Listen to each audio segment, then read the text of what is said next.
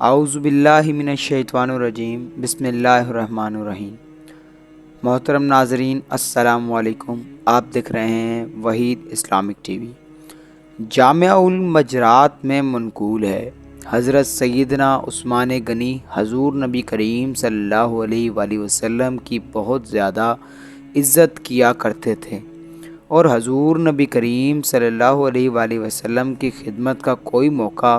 ہاتھ سے جانے نہ دیتے تھے۔ ایک مرتبہ حضرت سیدنا عثمان غنی نے حضور نبی کریم صلی اللہ علیہ وآلہ وسلم کی دعوت کی اور عرض کیا، یا رسول اللہ صلی اللہ علیہ وآلہ وسلم، آپ صلی اللہ علیہ وآلہ وسلم اپنے صحابہ کرام سمیت میرے گھر تشریف لائیں اور کھانا تناول فرمائیں۔ حضور نبی کریم صلی اللہ علیہ وآلہ وسلم نے حضرت سیدنا عثمان غنی کی دعوت قبول فرما لی اور صحابہ کرام کے ہمراہ آپ کے گھر تشریف لے جانے کے لیے روانہ ہوئے۔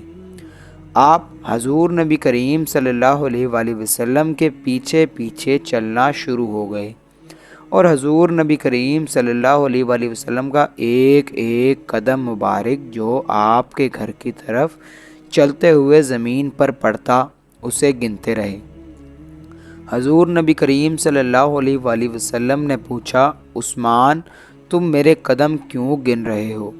حضرت سیدنا عثمان غنی نے عرض کیا، یا رسول اللہ صلی اللہ علیہ وآلہ وسلم، میرے ماں باپ آپ صلی اللہ علیہ وآلہ وسلم پر قربان ہوں۔ میں چاہتا ہوں آپ صلی اللہ علیہ وآلہ وسلم کے ایک ایک قدم مبارک کے عوض آپ صلی اللہ علیہ وآلہ وسلم کی تعظیم کی خاطر ایک ایک غلام آزاد کر دوں۔ چنانچہ روایت میں آتا ہے کہ حضرت سیدنا عثمان غنی نے گھر تک حضور نبی کریم صلی اللہ علیہ وآلہ وسلم کے جتنے قدم مبارک زمین پر پڑے تھے اس قدر غلام آزاد فرمائے۔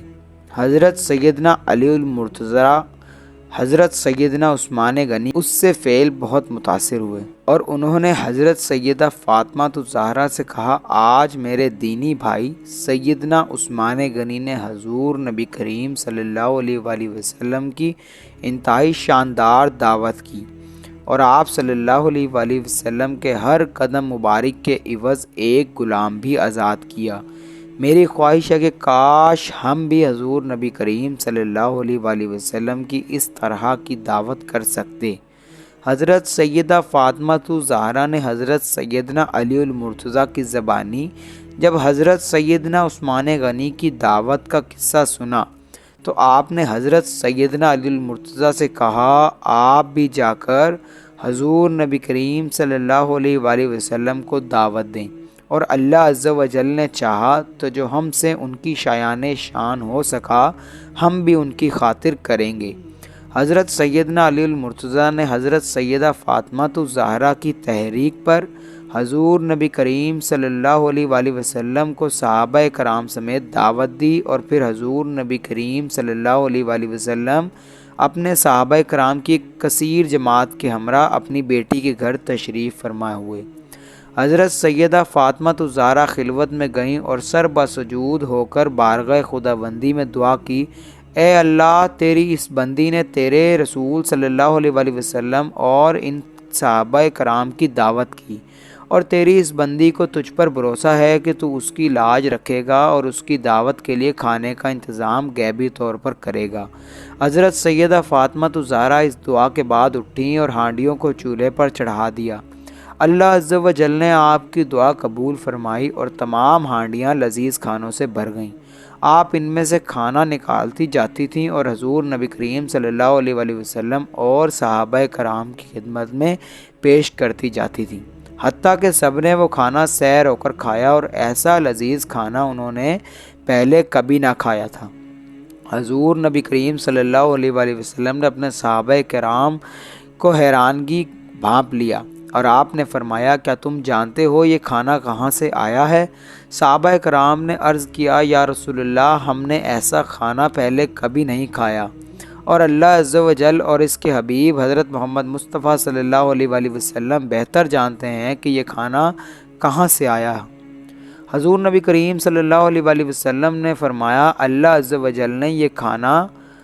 جنت سے بھیجا ہے۔ حضرت سیدہ فاطمہ الزہرا کھانا کھلانے کے بعد ایک مرتبہ پھر خلوت میں گئیں اور بارگاہ خداوندی میں سر بسجود ہو کر عرض کیا، اے اللہ، حضرت عثمان غنی نے تیرے حبیب صلی اللہ علیہ وآلہ وسلم کے ہر قدم کے بدلے میں ایک غلام آزاد کیا، مگر تیری یہ بندی اس کی توفیق نہیں رکھتی۔ اے اللہ، جیسے تو نے جنت سے کھانا بھیج کر میری عزت رکھی، اب اپنے حبیب صلی اللہ علیہ وآلہ وسلم نے جتنے قدم میرے گھر تشریف لاتے ہوئے اٹھاتے تو ان کے بدلے ان کی امت کے اتنے ہی گناہ گاروں کو دوزخ سے رہائی عطا فرما دے۔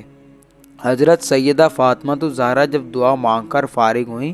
تو اسی وقت حضرت جبرائیل تشریف لائے اور حضور نبی کریم صلی اللہ علیہ وآلہ وسلم کو یہ بشارت دی کہ یا رسول اللہ صلی اللہ علیہ وآلہ وسلم، اللہ عز و جل نے حضرت سیدہ فاطمہ کی دعا کو قبول فرما لیا اور اللہ عز و جل نے آپ کے ہر قدم کے بدلے میں آپ کی امت کے 1000 گناہ گاروں کو دوزخ سے خلاصی عطا فرما دی۔